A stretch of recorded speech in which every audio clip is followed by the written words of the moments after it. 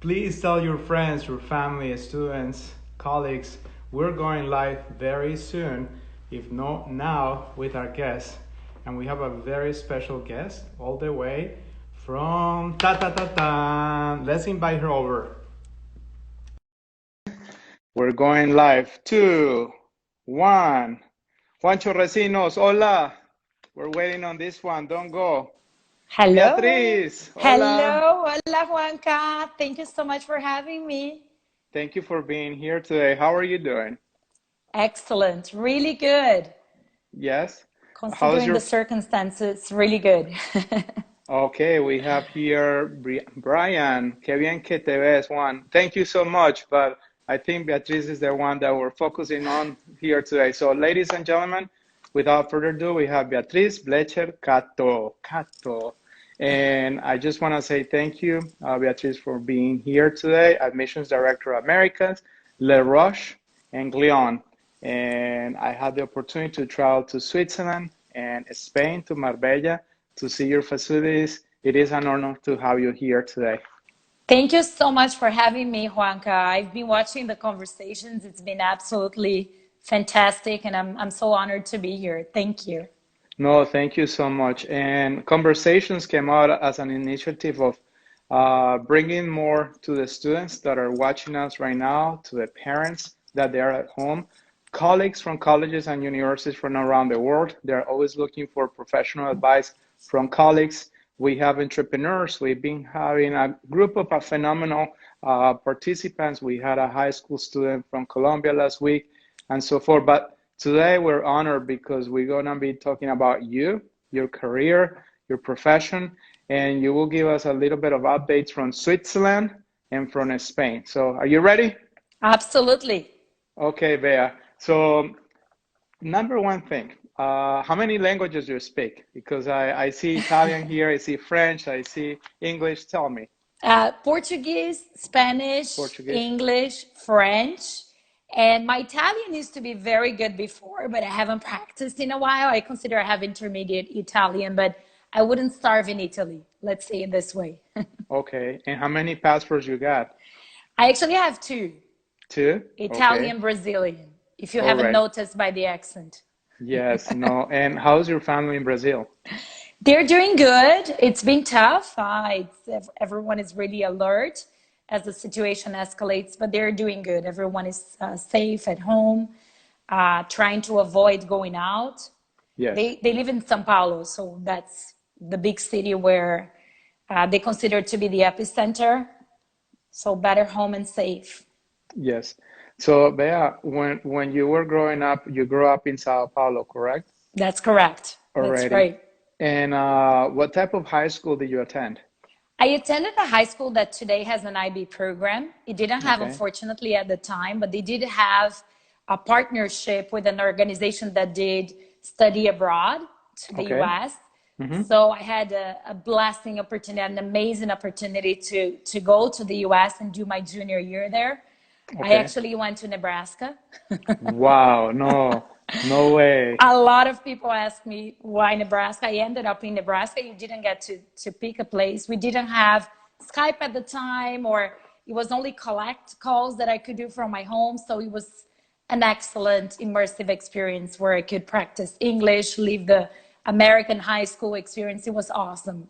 Where in Nebraska? Omaha? Lincoln, In Lincoln, the Nebraska. capital, Okay. yes. No, I remember traveling to Lincoln when I was an international student myself at Clark University in Dubuque, Iowa. We had to go for our OPT, optional practical training car, and my center was Lincoln centered. So it was a 6 hour drive. So that's how I know Lincoln really well. I There had to you go there twice. go. So See? a lot of corn. A lot of corn. I saw that, and what a beautiful, yes. And that's why I also decided to go to the middle of the United States just to learn English myself very well. So you did your whole junior year in Nebraska, I Poland, yeah? I did my junior year in Nebraska, and then I Okay, returned to graduate in Brazil. The initial plans were to go abroad, probably go back to the University of Nebraska and study. But then when I went back to Brazil and kind of reconnected with my life, I decided to stay and to go to okay. college in Brazil. So because we have parents, we have students watching. So let's go through from high school. You did your college search and you decided to enroll at FA in Sao Paulo, Fundación Armando Alba. Why do you decided to study business administration? Actually, Juanca, I already had the passion for hospitality, for working with people, and this is the typical kind of story of my student's life. My father was not keen that I would do a Okay. hospitality program, and he insisted that I do a business program Okay. and then I can travel and do my master in hospitality afterwards. So just following my parents' guidance, and I feel like the parents have such an importance, making sure that we get that validation. I remember 16, 17 years old. That was so important for me. So I just went and followed the traditional pathway and applied and enrolled in a business program and did it for a couple of Okay. years. Okay. And then you move into Senac. No, actually, then there was an opportunity because I was always looking to reconnect with that willingness to travel and to do something international. So Disney was recruiting, I think, for the second year for the college program in Wow. Brazil. Wow. And I found out only on the last day that they were in town. So I was running like a crazy person, just knocking on the doors, talking to the recruiters, putting myself out there and telling them, listen, I want to do this so bad, whatever it takes. So I think the eagerness I showed at that moment, they gave me the opportunity to go and do the summer college program with Okay. Disney. That was an Okay. amazing experience. And at that moment, I knew that I didn't want to do anything else. Hospitality was what I wanted, what was in my heart. And I had enough arguments to then convince my dad to move to a hospitality management school. I every time that I look around, that's something that it's kind of on my veins, and I regret not having like a good mentor who told me about hospitality because we will talk later about what hospitality is, but just from culinary arts, from luxury resorts, from branding, from Disney, from cruise ships, everything, working for Amex that you did as well. So where in Disney did you work? So I worked at Magic Kingdom. It Okay. was a very interesting experience. I think because they really needed a lot of people in the food and beverage side of the park, they Mm-hmm. placed me in a restaurant at Magic Kingdom that I would just see the castle right in front of me. So the Wow. fireworks in the evening parade. I was young and so excited just to be there around all of those different nationalities. I didn't care so much about the work itself. It was more about being part of that environment and living at Vista Way, which was the place where all of the kids from all over the world used to live. That was an incredible experience. What an incredible experience. And I know Disney has always have a lot of students coming from Brazil for that internship. Do you remember percentage wise how many students will they bring for that summer from Brazil? I remember it was only the second year they were piloting. So they piloted oh my God, I'm going to say I'm so old. 98 was the first year they brought the Brazilians, and 99 was the year I joined. We were Wow. like less than 100. And I know that the years that follow, they were bringing so many kids that they had to actually work and collaborate with STB at the time Okay. to make sure that they were taking care of all of the logistics. It was insane. It really became insane. Thank you. For those of you just watching, I see Adriana Von Simpson, Mayo Trujillo. I just saw Jessica from EA, Annalisa, all of you. I'm here with Beatriz Blecher Cato from the Roches and Glion, and we're talking about her life. Right now, we're at the point of her life, and then we will move into more institutional updates and updates from Switzerland. Bea, since you are a connoisseur of Disney, when do you think they will reopen those parks? What are the talks, if you can share anything with parks, theme parks That's around a the world? very good question, Juanca. And I feel like there is a lot at stake, and Disney wouldn't do anything that would be 100% safe, and that they would make sure that the guests and the cast members, and they call their employees, We would are, be 100% safe. They have a lot. Can you hear me okay? yeah, we hear you okay now. Okay.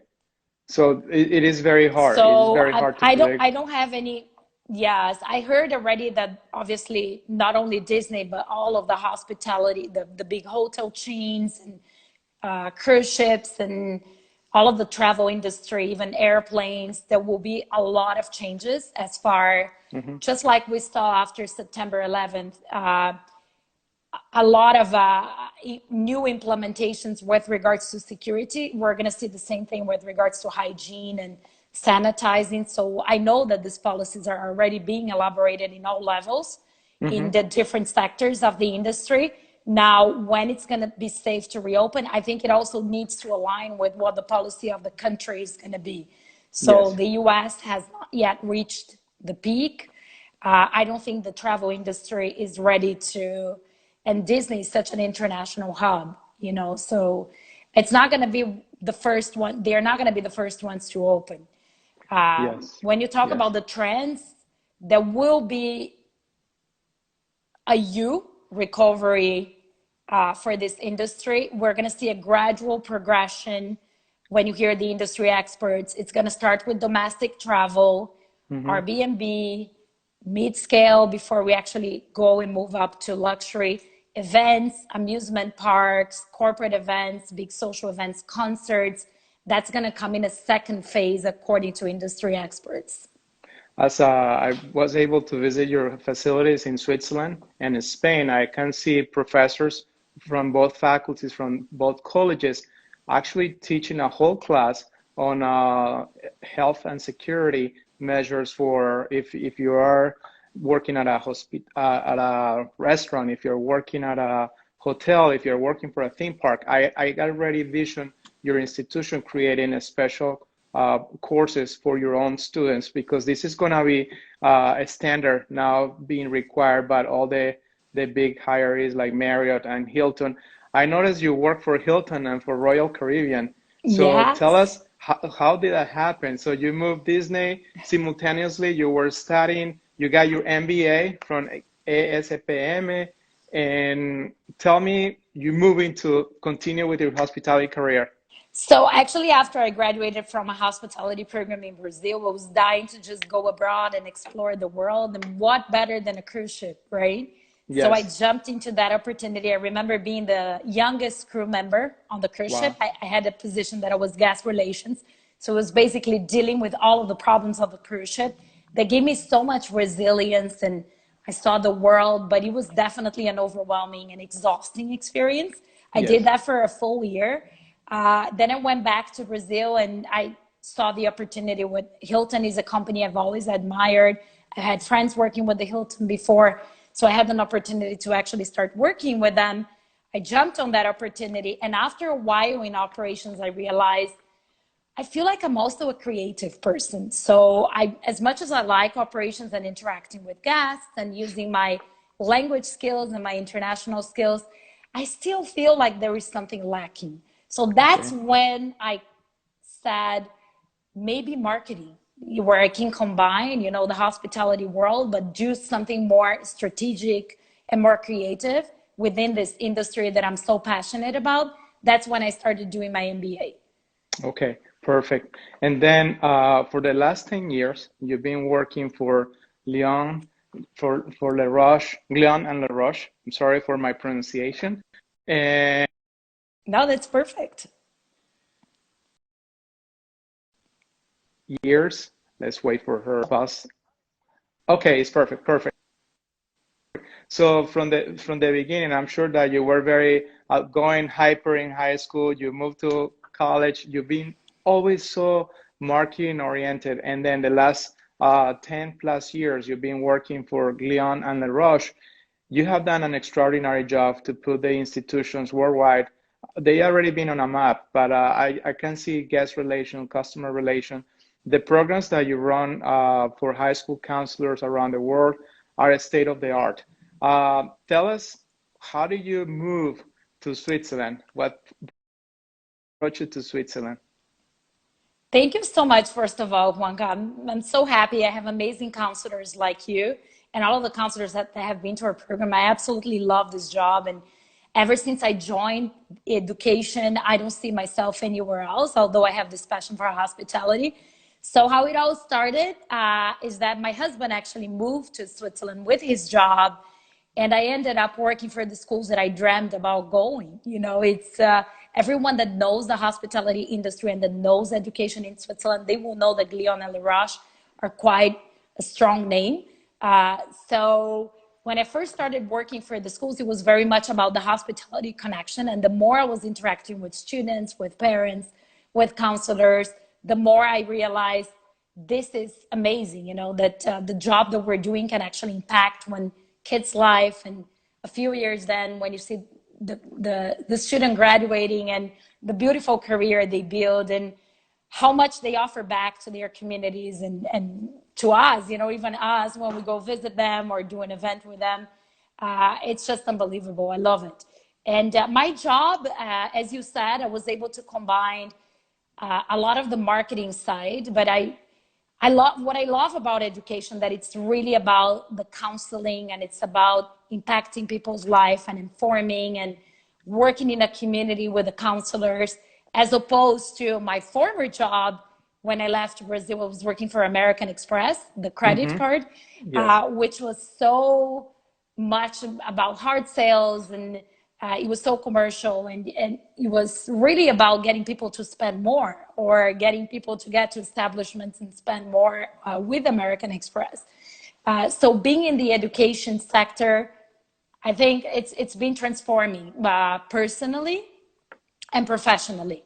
And I mean, I've been there for 10 years, and we host the International Counselors Forum every year. That was one of my first projects when I first started. It's beautiful. And it was just amazing. I was trying to get some elements of what it is that we experience when we do fem tours with the travel industry. So when I bring travel agencies to experience a beautiful hotel in the Caribbean or even in London, and what is so special and what are the little details that we put together, and how can we do that same kind of experience with counselors and showcasing our universities. So that's how that event was born. And we've been doing it for 8 years now. I think we've had over 500 counselors join, which gives us a great sense of community, because everyone who has joined are now part of the family. They're ambassadors. They understand exactly what the schools are about. So it's really exciting. Bea, what percentage of, well, Switzerland is such an international, this is a tough question, but what's the composition of your institution, both Glion and La Roche, in terms of international students, Student percentage body, wise? it's incredible. It's depending on the campus, it's 80% to Wow. 97% international. We do have a campus Wow. in Spain. So we do have 20% domestic, Spanish students in the Spanish campus, but 80% international. And in Switzerland, it's an average of 3% Swiss, depending on the campus, and 97% international with no predominant nationality. So it's a little microcosmos. It's unbelievable, the kind of dynamic that gives in a classroom. Okay, let me pause for a second. For those of you watching, we're here with Beatriz Blecher Cato, La Roche Glion Admissions Director of Americas. Bea, you divide the work into regions. How many regions do you guys have? Because you oversee the whole operation for the Americas, but how many other regions do you have? So we have Sub-Sahara Africa, who happens to be the same director that takes care of India, South Asia. We have a regional admissions director for China, based in Shanghai. We have a regional admissions team based in Southeast Asia. We have someone only taking care of French region, and that's a big region for us as well. Okay. We have someone taking care of UK and northern part of Europe. And we have me. No, we also have someone for south of Spain. And this person has such an interesting profile because she's Italian, Lebanese, so she speaks so many languages. She also takes care of some of the Middle Eastern countries. Okay. So while you were at Glion and La Roche, and this melting pot, so many students from all over the world, simultaneously, since you travel all over the world, you had the motivation to take two more programs. One is on cuisine and French culture. Correct my pronunciation. Institut Paul Bocuse. Oh, how do you Paul pronounce it? Bocuse, Paul yes. Bocuse. In Lyon. Uh, Glion. And then you went to University of Geneva, specialization in luxury brand. And I want to pause for a second on luxury brand. We heard a week ago, Yves Saint Laurent, they are pulling out from the Fashion Week in Italy, in Milan, because they think that they need to be in tune with what is happening right now. What's the future of luxury tourism right now?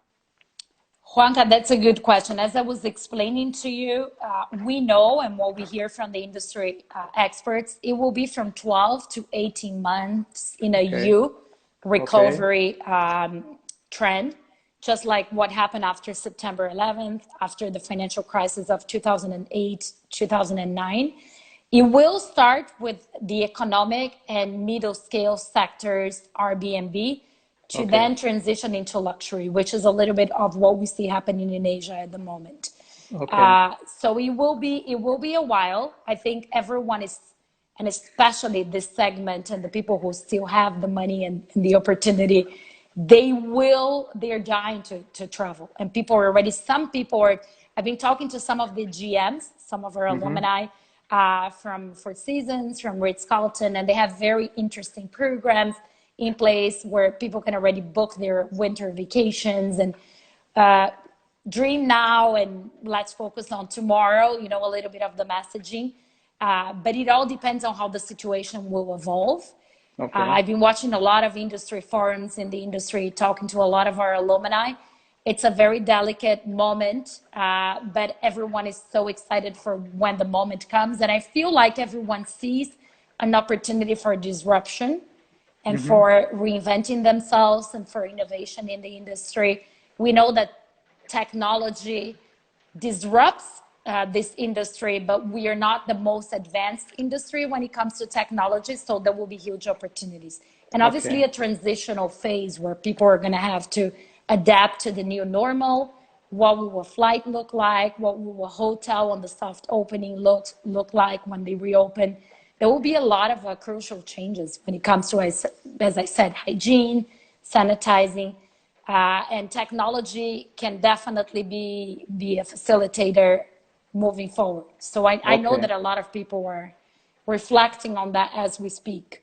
Yeah, and hopefully everything will recover soon. I just want to take a second to say hi to Shena, Mipi, Greasy, Leti Capriles, Isabella, Iglo, Dania, Carolina, Valentina Livi, Sofia Velasco, Flavia. Hello, everyone. I hope you're all well. And now, working with international students and visa challenges, this session is also talking about updates from Switzerland. Tell us what's new in Switzerland as of today. How are you guys doing with opening your country? So exciting news is that Switzerland, I think it's one of the countries that was able to reach the peak, control the situation. You know that the Swiss are very disciplined, and we're reopening. It's been a couple of weeks already, Wow. and we're on phase 2. So elementary kids are already back at school. Obviously, a lot Okay. has been implemented. The classes have been divided, so it's smaller classes and specific times. So respecting social distancing, new measures, new hygiene measures everywhere.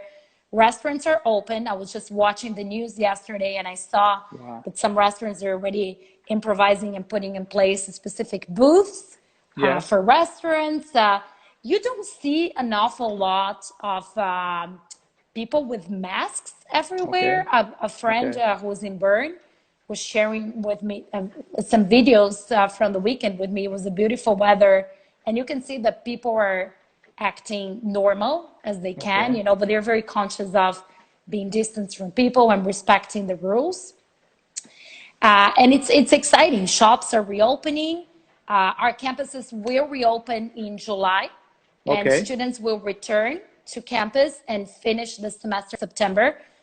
So they're going to continue with the distant e-learning, the distant learning program until mid-July, when they're planned to return and actually take the additional 2.5 months, 3 months before we start the intake in October. So we already postponed the intake in a month to make sure that all of the visa countries, a lot of my students from the Americas do have European passports, but I have a good Yes. percentage that doesn't. So we want to make sure that they feel ease and secured. And I mean, it's already enough stress with everything that is happening. So we're giving an additional month to make sure that everything is in place. I'm hopeful about the Swiss embassies. I'm on the guard and watching for the Spanish embassy for a Okay. campus for Spain. Bea, But the good thing about having, oh, sorry, go ahead, Juanca. no, and what about the airports like Zurich, Geneva, the border with Lugano and Italy?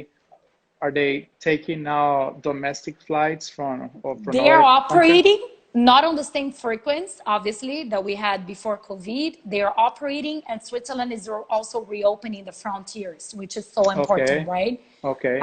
So it's you know how the train system works there. Mm-hmm. It's very easy, and as I said, the flights are not as frequent, but they are there, and we feel like by the end of the summer, the situation will be a lot better than it is. Okay. Okay. And the interesting thing about is that we can always, because we can do the program in the different campuses, we can always bring students. If we feel like Spain is not ready yet, students will have the option of starting, for example, in Switzerland. Okay. Perfect. And a lot of parents that are watching right now, they've been asking us for summer programs. Have you guys developed online summer programs? We're actually running our summer programs. We haven't Okay. canceled. The only campus that we canceled, we do have a small campus in the UK, in Okay. London. For the Okay. UK, we're not going to be running our summer camps. But for Switzerland and Marbella, they are confirmed end of July. We're looking with the student. We're checking on a one-by-one case if it would work better to actually do them first and second week of August instead of July. Some of the students are excited about it. They feel it would be better. Some of the students, depending on the calendar, right? Because we have quite a few students from South America and other regions that have a different calendar, only a month, the winter month being July. So we're looking at the possibility for the students, but we have not canceled them. So I was talking with a colleague of ours on Friday, and they're saying when you're doing international travel, they might ask you to put you on self-quarantine when you are arriving to that country. Is that going to be the case for Switzerland? Have you guys heard anything for international travel That's coming into not the your case country? for Switzerland. That's Okay. not the case for Switzerland. Also, with the borders being open, there was a big discussion that I know took place back in April, and they decided, Okay. and it's already being established that that's not going to be necessary. Otherwise, it would be a problem for the summer camps. That's for sure. Yes, yes. Wow. See, this is what I love about these conversations because we're getting so much new information that we didn't have last week. So thank you so much for giving those updates to us. Now, when is Brazil opening international travel? Did you hear me? I don't think Brazil Yeah. has. Can you hear me okay, Juanca? I can hear you okay. Yeah. I don't think Perfect. Brazil has closed the borders. It has Okay. not closed the borders. What has happened is that the frequency of the flights is a lot lower. So we used to Okay. have, I Okay. don't know how many flights with all of the airline companies flying US, Europe on a daily basis. And now you kind of have to work, it's very selective. It's very, the amount of flights available for international travel have reduced tremendously. Okay.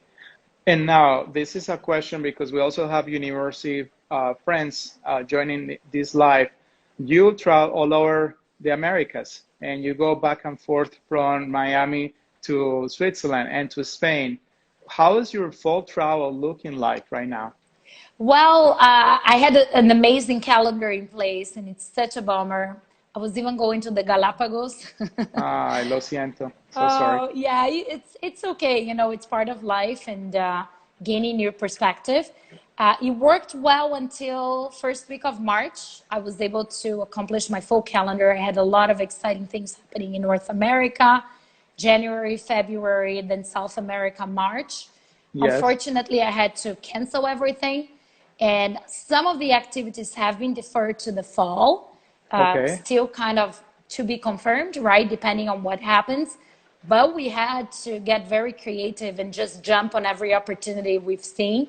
Some amazing things that are being organized by some suppliers, by some partners, getting together with high school counselors, with counselors like you, and doing online sessions, virtual open days. So it's obviously, it took everyone out of their comfort zones, but I feel like we're Yes. also learning a new way of working and interacting and living, right? Yes, absolutely. Bea, I wish, honestly, when I was in high school, I had a counselor that told me study hospitality management. I didn't have that. But a lot of parents, especially on our culture in Latin America, they're confused. Oh, you're going to a hospitality school, you know the stigma Yes. and that perception. Why a student should study at a hospitality school? That's a great question. And it's kind of the story of my life. You know, if a student, hospitality is the business. So the hospitality schools that we have today in the top ranked schools, they're business schools.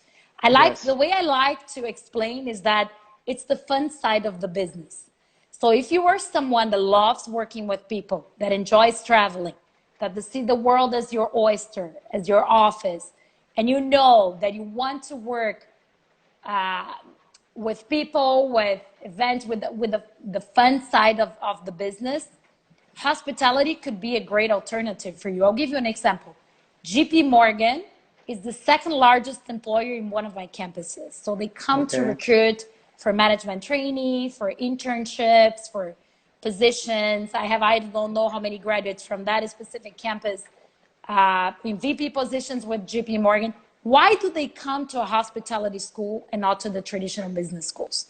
For Okay. those positions that they're recruiting, they're not looking for that person that is good with numbers and is going to be behind the scenes. They need people that knows how to deal with people, who gets people, who's going to work with that all sorts of clients and who are going to be problem solvers. And that's what hospitality gives you on top of a business degree. The same thing Yes. with sports organizations, for example. A lot of kids they love sports. They know they want to work with sports.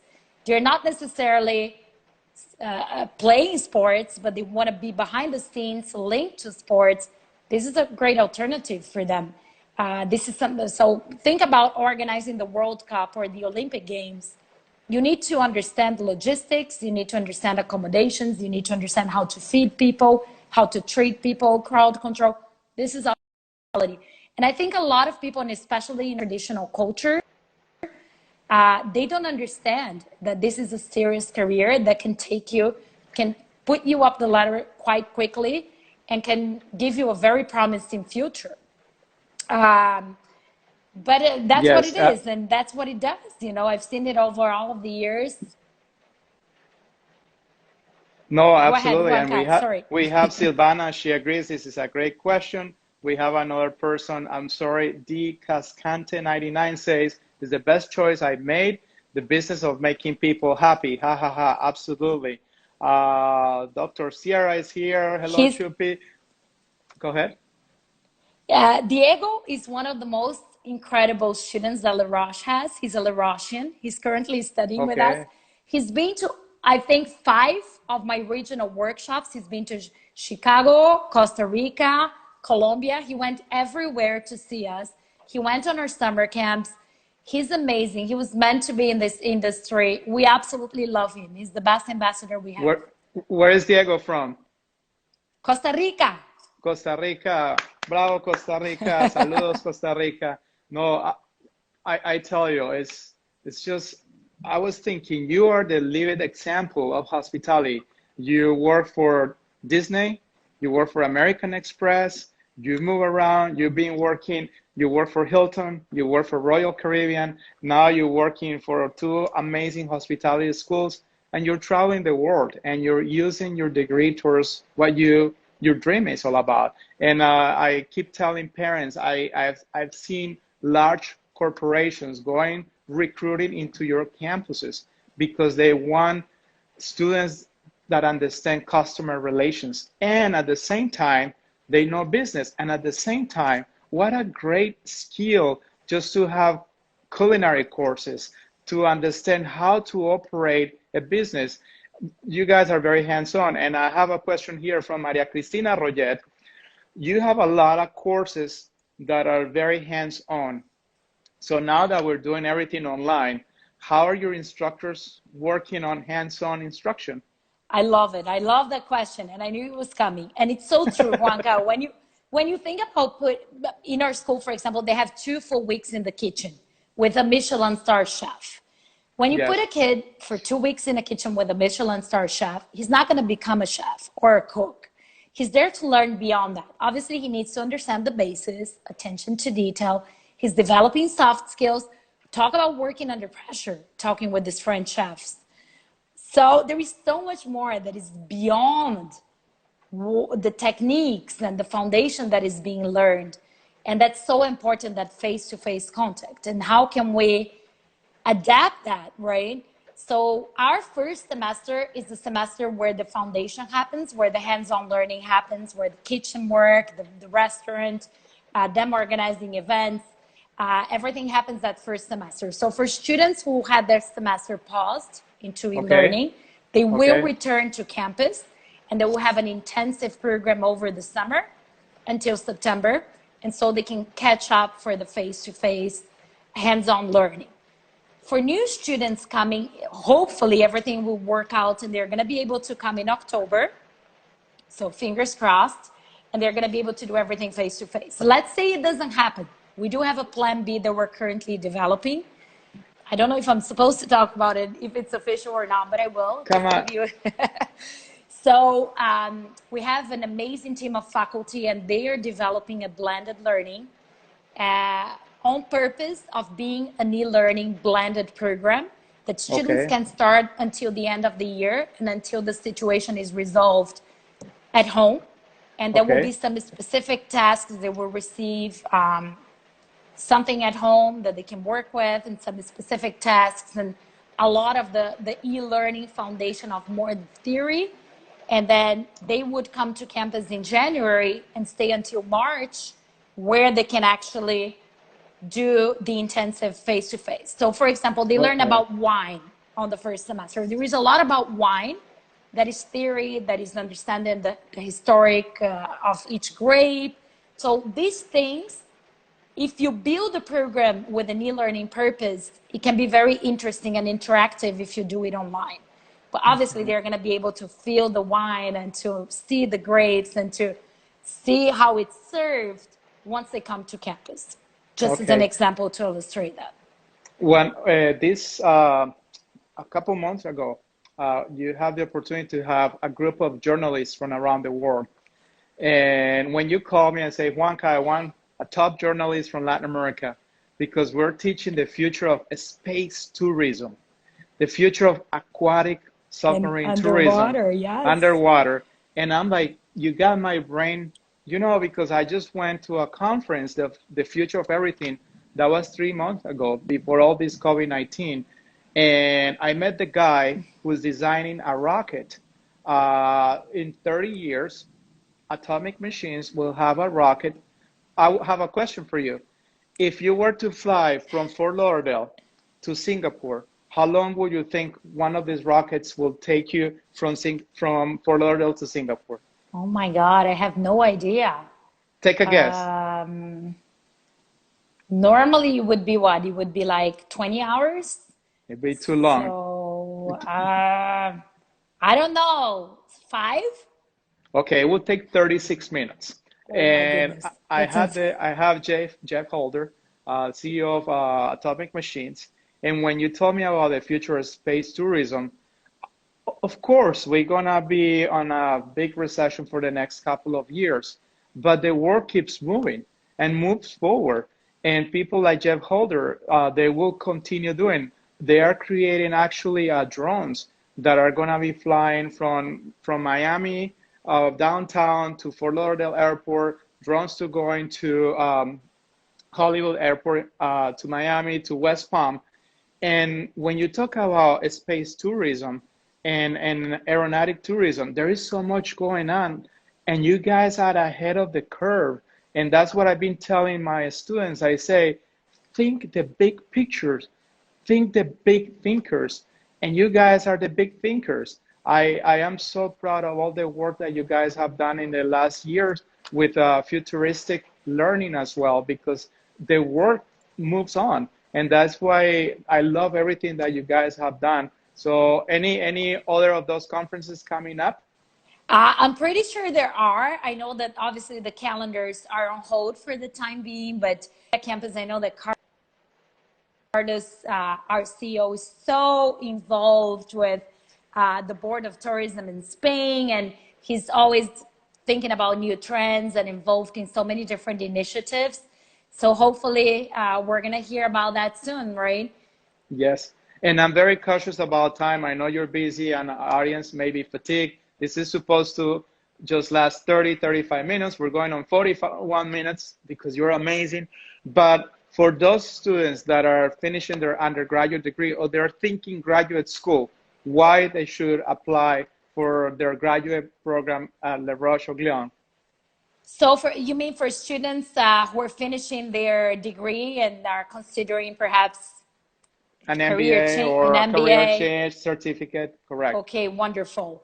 Well, we have a lot of different degrees related to the hospitality industry.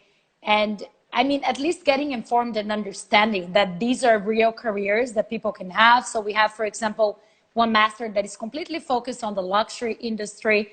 And when we talk luxury, we're talking about luxury retail, luxury experiences, luxury tourism, luxury hotel. We have a specific degree, Juanca. I'm going to talk about non-traditional before we talk about the MBA that is focused on real estate, asset management, and development.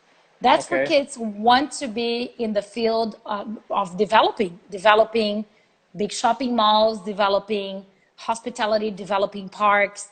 A lot of the kids that go on financial tracks could be very interested in something like this, but they don't even know that exists. And obviously the MBA and the traditional programs are either for those students who want to boost their career within hospitality, but for the career changers, if you feel like you've taken already that traditional pathway, undergraduate pathway, and you haven't found your passion yet, and Okay. maybe you are someone that wants to travel and wants to meet people from all over and understand what certain gestures are in different cultures or food, or be around that environment for the rest of your life, this is an outstanding career. I mean, I've Well, tasted it and I love it. So, okay, yeah. So we have to go, but final thoughts, a message of hope, anything that you can tell the viewers, the watchers right now.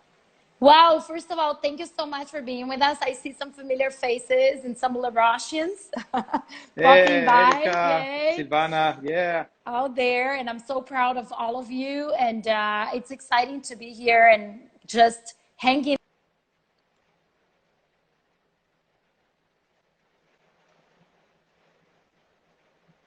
Sorry, I think I Okay, lost no you. problem. We're going to And you get through say, this. so we will get through this. Yes. And we have Miss College Counselor Jennifer Tasso. We'll see you tomorrow, Jennifer. But Beatriz, Blecher, Cato, thank you so much. Le Roche, Glion, Admission Director. Anytime you want to come back for more updates, mi casa es tu casa. Mil gracias, Juanca. Thank you so much for having me. It was great to be Okay. with you. Thank Un you. abrazo, un Un beso, gracias. abrazo. Beijo. Chao. Ciao. Gracias. Ciao, ciao.